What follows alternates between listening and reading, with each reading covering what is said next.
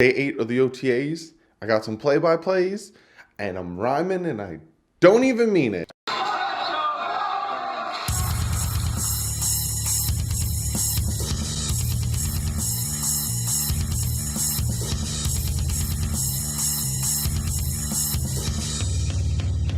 What's up, Fin fans? Day 8 of the OTAs. My voice sounds like this. Real deep. Allergies, weather, whatever. You pick it, that's why I sound the way I do.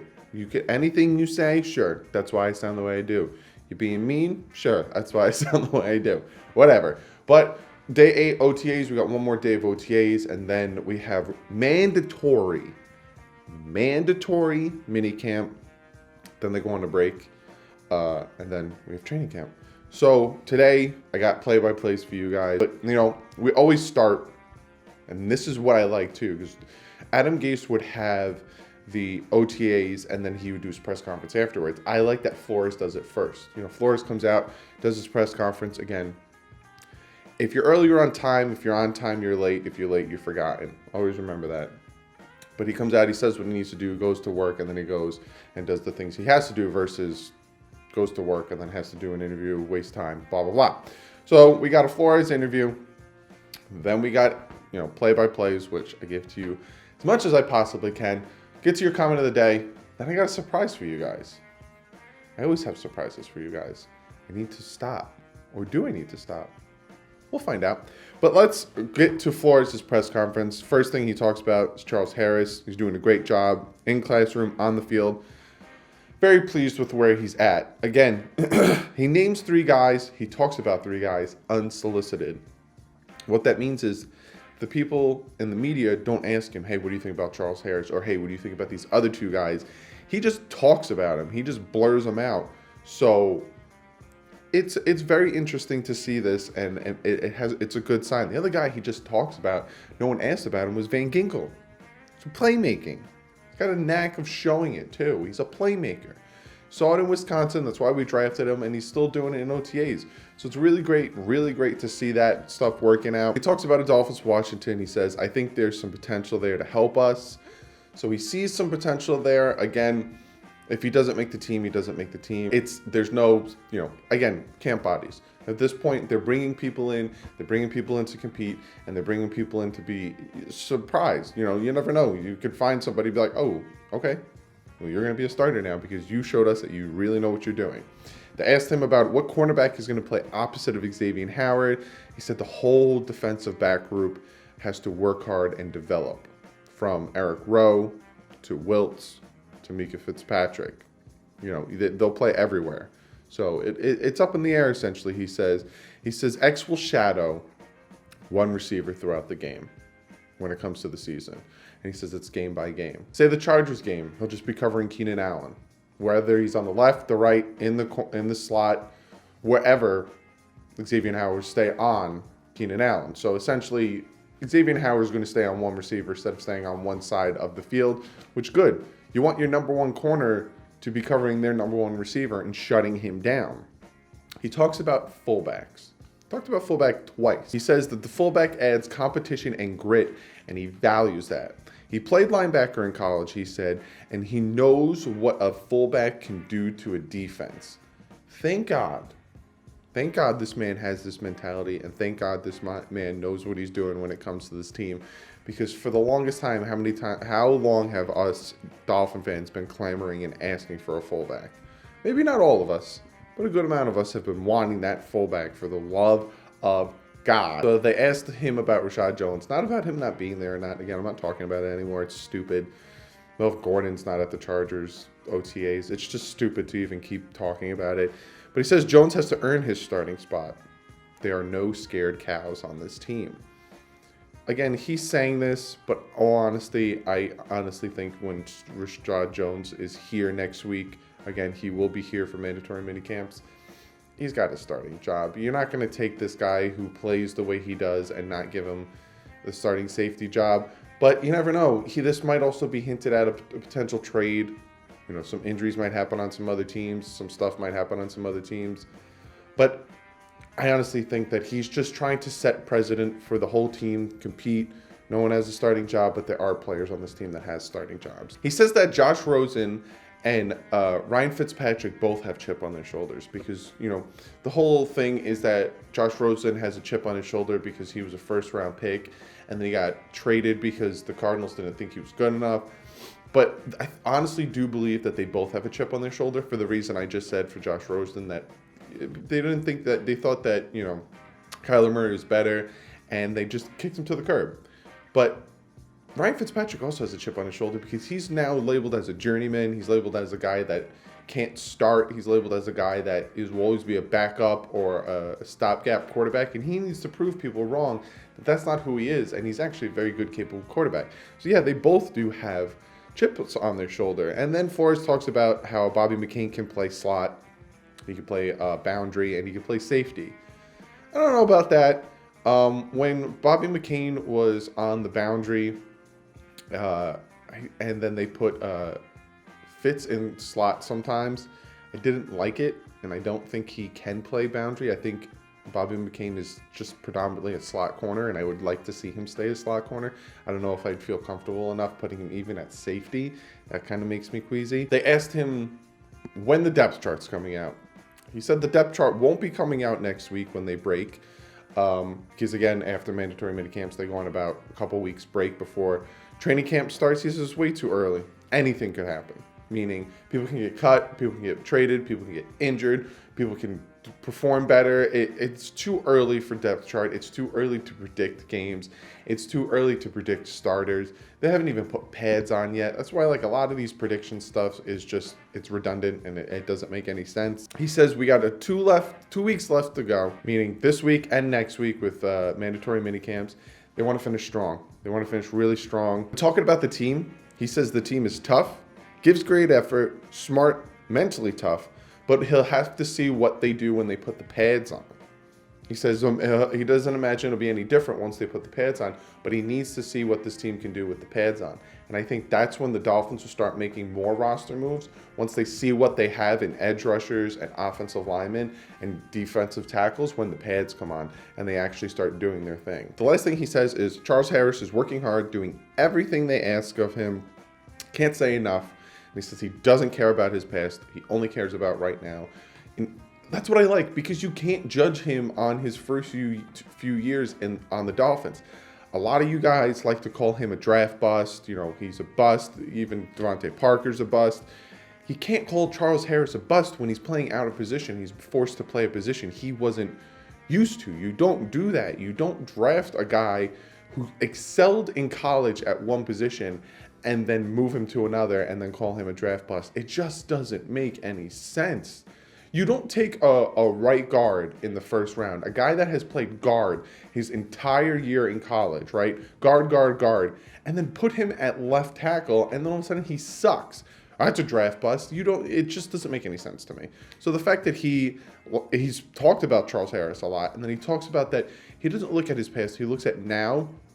I like it. I like it a lot. Let's get into some play-by-plays. Let's get into some things that you guys have been waiting for. Now, Balaj and McCain are back. Charles Harris is also back practicing. The people that aren't practicing today, Rashad Jones. Again, I'm not talking about it. It's stupid. Tight end Dwayne Allen. Linebacker Chase Allen. Albert Wilson, obviously. Cordero Tankersley, again, nursing his injury. And Pittman. So this is the depth that people have noticed, and this is the order that people have noticed at quarterback. It's Fitz 1, Rosen 2, Ruddick 3. That's how it's been throughout all of OTAs. I don't know nor think that that's what it's going to be like through training camp. I think they're going to alternate. Even in some of the drills here, Rosen went against the first team defense. So things will change.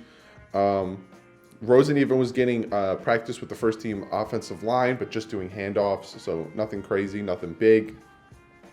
Then Preston Williams touchdown back of the end zone from Fitz past the defensive back. Preston Williams has been killing it all OTAs. But again, it's a little early. I still think he's going to be really good, and I still think that he is going to make the team. But again, it's OTAs, no pads, no contact really. So it's still really early, but I like Preston Williams a lot. 2 straight stops in goal line 11 on 11. Defense was doing very, very well today. Fitz had to throw the ball away on the last pass of the 2 stops. Again, defense stepped up today a lot. Then Fitz with a touchdown to O'Leary. He kept it away from Bobby McCain. Caught the touchdown. Nice to hear O'Leary's name after, he had a few good games last season, then he kind of disappeared. I don't know if that was a combination of Gase not really incorporating tight ends into his playbook, or Gase being afraid of the offensive line playing like garbage, so he kept O'Leary in most of the time to pass block. But yeah, Ford over Wiltz in the end zone, and then Wiltz was screaming that Ford pushed off, which then, if this was a real life game, review, challenge flag, was that offensive pass interference? I'm liking it. I'm liking that we could challenge these things, because if this was the end of the game, you really got to look at it and think, is that pass interference? And then touchdown from Rosen to Preston Williams, tiptoe the back of the end zone again. Look out for Preston Williams, guys. And then Josh Rosen picked off by outside linebacker, again, this guy's name, Aguigan.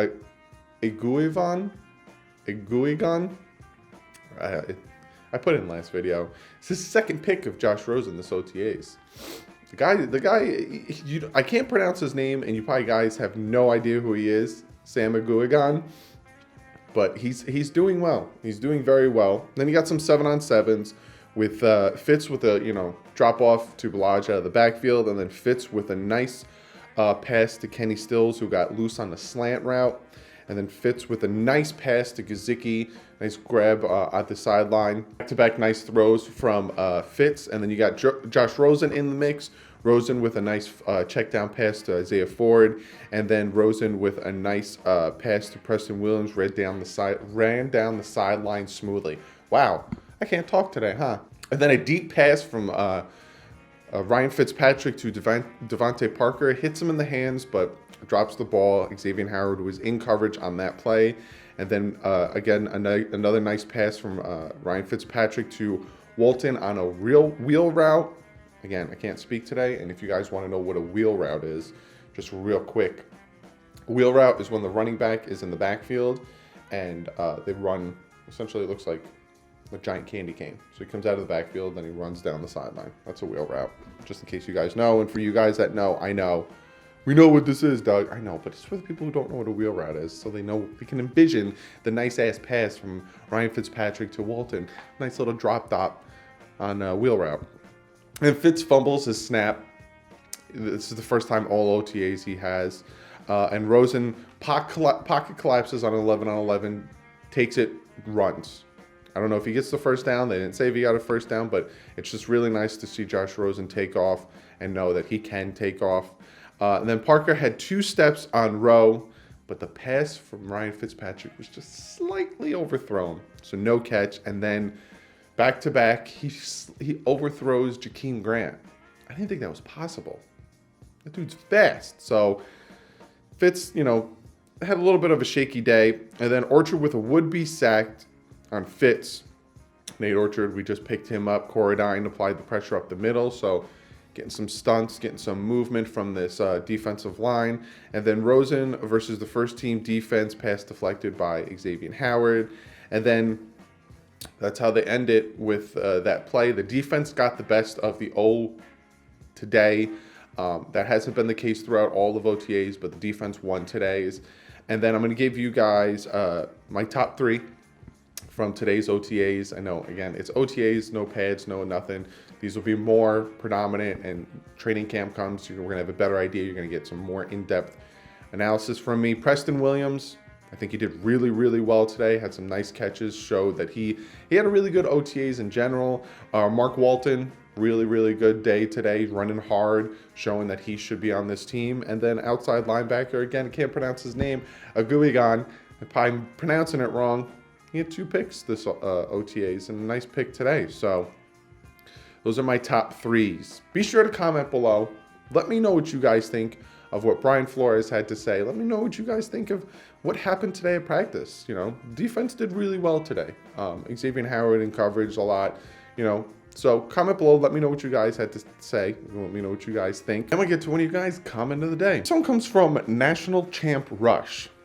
And he says to me, is TJ McDonald playing linebacker this year? And is Mika playing safety this year? With this defense, it's going to be a very fluid moving defense. Again, we don't really know what the defense is going to look like. We don't know if it's 3-4-4-3 hybrid, a 5-2, a 3-3-5. You know, we don't know necessarily what it's going to look like. But I honestly think that they will all be in different positions, really throwing off the offense. I think at some point you will have TJ McDonald as an outside linebacker. At some point you will have Mika Fitzpatrick at safety, at corner, slot. I think that the whole versatility of this defense is going to be shown because they're having them learn and play different positions to just really expand their data and their mentality on everything. So it's going to be a very fluid defense, which I'm very excited to see, and I'm very excited to get to experience that stuff. That's what I'm really excited about this season. Regardless if we win 3 to 6 games or we go to the playoffs or we don't go to the playoffs or anything, I'm most excited about seeing this team develop and seeing the new schemes and seeing what we have. That's what I'm really excited about. But thank you so much for the comment. Just want to really touch base real quick. So I said I'm making a fan appreciation video, right?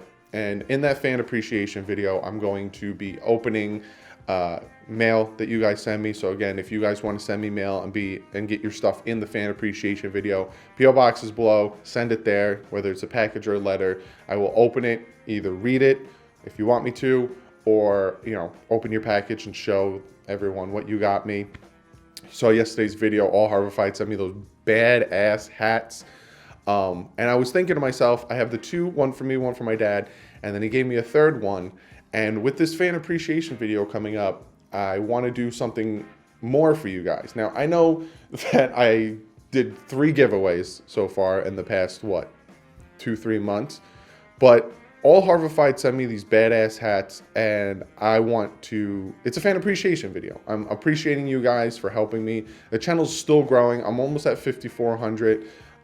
So I want to appreciate you guys more. So not only will I be asking you guys for questions or comments, again, I'll let you guys know when, but I'm going to be giving one of these hats to you guys. So you will be getting a DouglieDoWrong hat that all Harvard made. I will be giving this to one of you guys, and I will announce who gets it and the winner in the fan appreciation video. So, yeah, just want to let you guys know one of you guys will be getting these hats. I hope you guys are super pumped for that. I hope you guys are excited. But yeah, be sure to send me stuff if you want to get your stuff, whether it's fan made, whether it's something you want me to put on the wall, whether it's something you just want to give me, or a letter you guys want to write to me. Be sure to send it to the PO box. I don't put it in the fan appreciation video. Also, I'll let you guys know when to start asking me questions for the fan appreciation. I'll hashtag it so you can put it in the comments or on my Twitter. Speaking of that, be sure to follow me on Twitter. You can get me your fan appreciation comments there. Again, I'll tell you when. Don't do it now because it's way too early for me to try to get them all together. But yeah, follow me on Twitter. I'll be tweeting out a ton of things. There's some moves that are happening. The whole Richie Incognito stuff. The fact that McCoy is breaking it down between the Ravens and the Browns. Got a lot of stuff that I tweet on there. So be sure to go check that out. Follow me on Twitter. Be sure to go check out the Bit Boys. We playing a ton of video games. We'll be playing a ton of new games. If that's what you're into, if you're into that gaming scene, if you're into all that stuff, be sure to go check it out. Hit the subscribe button if you like what you see. A lot of you guys have been doing that. A lot of you guys have been commenting, interacting, and we really, really appreciate it. It helps us to grow. It helps us to make our brand better. Give this video a thumbs up. Tomorrow's Friday's the last day of OTAs. Then we got we got mandatory minicamp. Then we got training camp and preseason. I'm super excited. But be sure to give this video a thumbs up because you're super excited about the hat giveaway. You're super excited about the fan appreciation video giveaway. You're super excited about a ton of things that I got planned for you guys here on this channel. Also, give this video a thumbs up because you're watching it on DolphinsTalk.com, my new partnership. I'm super excited. Young Mayo commented on my last video, welcoming me to the Dolphins Talk family. You know, Anthony Saba, who does great stuff, also is with them, the great articles. So if you're watching it on DolphinsTalk.com, give this video a thumbs up. Also, if you're watching on DolphinsTalk.com and you're not subscribed already, what are you doing, man? Hit that subscribe button. Help us build and grow this channel. You guys are killing it with the subscribing. You have no idea how much it means to me. That's why I do the giveaways. That's why I'm doing the fan appreciations, because you guys like what I do, and it gives me that motivation and that power and that energy to keep doing this. Keep making a video every OTA, all the training camps, all, like, you push me to do this. I want this to be full-time. I want this to be everyday thing. It's closely getting to be an everyday thing because I make videos at a minimum of 4 days a week. So be sure to hit that subscribe button. I will see you guys on Friday with the last OTA video. It's sad. OTAs are over Friday. It's not sad. I'm super pumped. Come on, season. Hurry up. Get here. But then when the season's here, it's over soon. It makes me sad. But I will see you guys Friday with the last OTA video. It's not open to the media, but I will have a video for you guys talking about, you know, we're going to have a press conference. We should have a press conference about, you know, breaking down things I've learned at the OTAs. I'm going to do, I got a nice video for you guys on Friday. So be sure to give this video a thumbs up. Subscribe if you're not subscribed already. Go check out DolphinsTalk.com. I'm on there.